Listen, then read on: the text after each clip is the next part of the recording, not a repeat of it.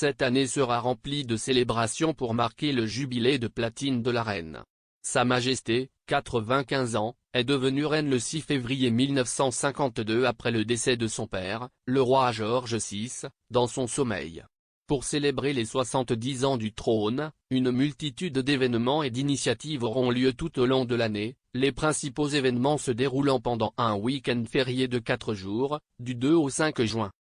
Parmi les événements prévus pour le week-end férié, citons Trooping the Colour, l'allumage de plus de balises Platinum Jubilee, un concert spécial en direct de Buckingham Palace et le Platinum Pageant.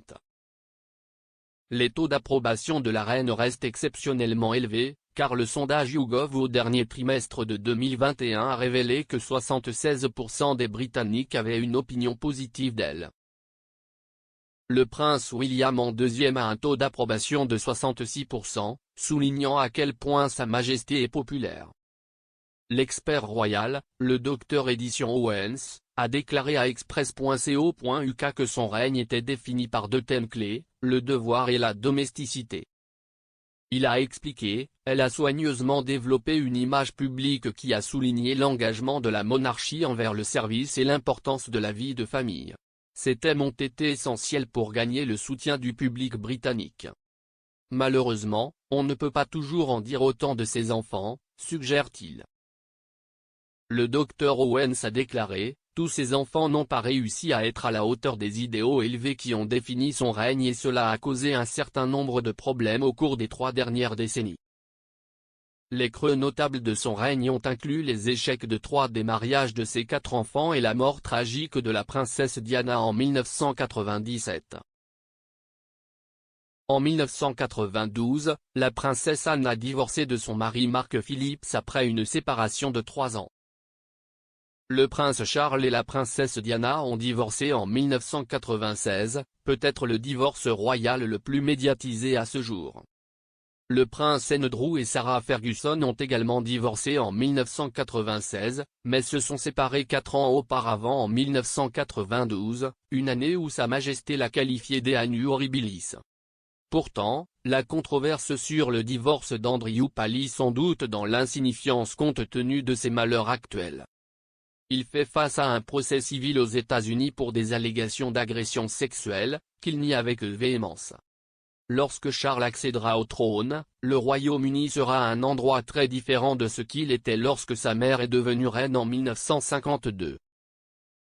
Le Dr Owens a déclaré, la Grande-Bretagne semble être un endroit beaucoup plus divisé et en colère qu'elle ne l'était à l'époque. Et il y a de grands problèmes politiques auxquels il faut faire face, dont le changement climatique n'est pas le moindre.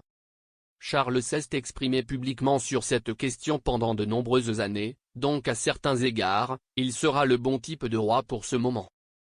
Il reste à voir s'il exprimera le genre d'opinion politique qu'il a pris l'habitude d'exprimer en tant que prince de Galles, car en tant que monarque constitutionnel, il n'est pas censé avoir une voix politique.